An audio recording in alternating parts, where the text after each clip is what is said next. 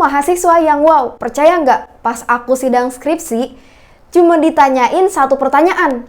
Dan pertanyaan itu cuma tentang kesan dan pesan aja. Kok bisa? Ya emang ternyata serandom itu pertanyaan dari dosen penguji. Tapi kalian penasaran nggak sama presentasi sidang skripsi aku? Emangnya sidang skripsi itu ngomongin apa aja sih? Sidang skripsi itu kayak presentasi makalah nggak sih? Nih ya sobat mahasiswa, pada umumnya sidang skripsi itu berdurasi 1 jam sampai 1 jam setengah. Dan waktu presentasi kita itu hanya sekitar 10 menit sampai 20 menit aja. Tapi ini kembali ke peraturan kampus masing-masing ya. Nah, bagi kalian yang sebentar lagi sidang skripsi, kalian cocok banget untuk menonton video ini karena nanti aku akan berikan contoh sidang skripsi aku ya sekitar 90% lah sesuai dengan sidang skripsi aku sebelumnya yang beneran. Tapi sebelumnya support aku yuk dengan subscribe channel ini dan nyalain notifikasi loncengnya supaya kalian tidak ketinggalan video informatif tentang cerita kuliah dari aku yang insya Allah akan diupload setiap 2 kali seminggu. So, tanpa basa-basi, langsung aja kita ke presentasi sidang skripsi. Bismillahirrahmanirrahim. Assalamualaikum warahmatullahi wabarakatuh. Selamat pagi semuanya. Terima kasih saya ucapkan kepada Bapak Ibu dosen, Bapak Ali Hamdan, MA PhD selaku pimpinan sidang, Ibu Nurul Istiqomah MAG selaku sekretaris sidang, Bapak Abdul Rozak MAG selaku dosen penguji, dan Bapak Miski MAG selaku dosen pembimbing. Pada hari Jumat tanggal 10 September 2021 pukul 9 pagi, saya Wiwi Fauziah dengan NIM sekian mohon izin untuk mempresentasikan skripsi saya yang berjudul Quran Surat Al-Kafirun dalam tafsir audiovisual, kognisi sosial tafsir tentang toleransi beragama pada ragam postingan akun Hijab Alilah. Penelitian ini dilatar belakangi oleh kajian religi khususnya penafsiran yang sudah merajalela di media sosial. Sebut saja penafsiran dari offline ke online. Yang semulanya penafsiran hanya bisa dinikmati melalui literatur dan juga pertemuan tatap muka, kini penafsiran dapat kita nikmati di media sosial dengan sangat mudah. Salah satu akun yang konsisten mendakwahkan kajian religi, apalagi tema yang diangkatnya adalah tema kekinian, yaitu akun Instagram Hijab Alilah. Uniknya, Hijab Alilah ini tidak hanya sekedar sebuah akun dakwah saja, melainkan sebuah brand pakaian muslimah yang pemiliknya adalah seorang istri dari aktivis Islam di Indonesia. Dalam penafsirannya, Hijab Alilah mengklaim bahwa Quran Surat Al-Kafirun sudah jelas dan tuntas membahas toleransi beragama. Namun, klaim tersebut justru mendeskripsikan model pemahaman Hijab Alilah yang terjemahistik dan simplifikasi yang dikorelasikan dengan realitas masa kini. Sehingga penafsiran Hijab Alilah terkesan mengkontekstualkan sesuatu yang sebenarnya tekstual. Berikut ini adalah penelitian terdahulu yang relevan dengan penelitian yang saya teliti. Saya mentipologikannya menjadi 4 bagian. Tipologi pertama tentang penafsiran di media sosial yang dikaji oleh Helmi Zakaria terkait penafsiran Al-Maidah dari offline ke online. Tipologi selanjutnya penafsiran surat Al-Kafirun yang dikaji oleh Imam Muslimin tentang tafsir semantik surat Al-Kafirun. Tipologi yang ketiga tentang tafsir audiovisual yang telah dikaji oleh dosen kebanggaan jurusan, yaitu Bapak Ali Hamdan dan Bapak Miski yang menelaah dimensi sosial tafsir surat An-Nahl ayat 68-69. Tipologi terakhir terkait toleransi beragama yang diteliti oleh saya sendiri bersama dosen pembimbing saya, yaitu Bapak Miski yang mengkaji tentang diskursus toleransi beragama di Indonesia. Dari penelitian-penelitian tersebut, di sini saya akan menegaskan bahwa penelitian saya berbeda dengan penelitian-penelitian sebelumnya.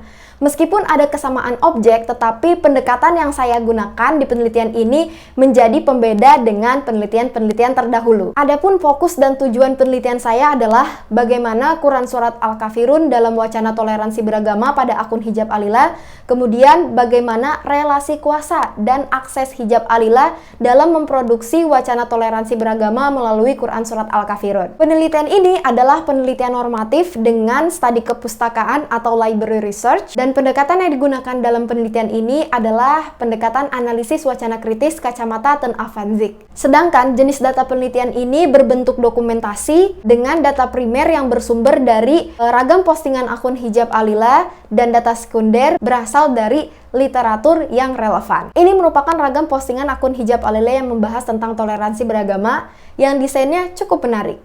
Kemudian beranjak kepada pembahasan yang pertama terkait tafsir audiovisual Quran Surat Al-Kafirun dalam wacana toleransi beragama versi hijab Alila. Jadi menurut Ten Afadhik, analisis teks itu tidak berhenti pada analisis teks secara kebahasan saja, melainkan diperlukan analisis teks secara mendalam, yaitu analisis intertekstual. Maka dari itu, Van Dijk membagi 3 bagian untuk menganalisis teks. Yang pertama adalah struktur makro atau makna global, yang mana dari ragam postingan akun hijab Alila diambil makna global, yaitu toleransi salah kaprah.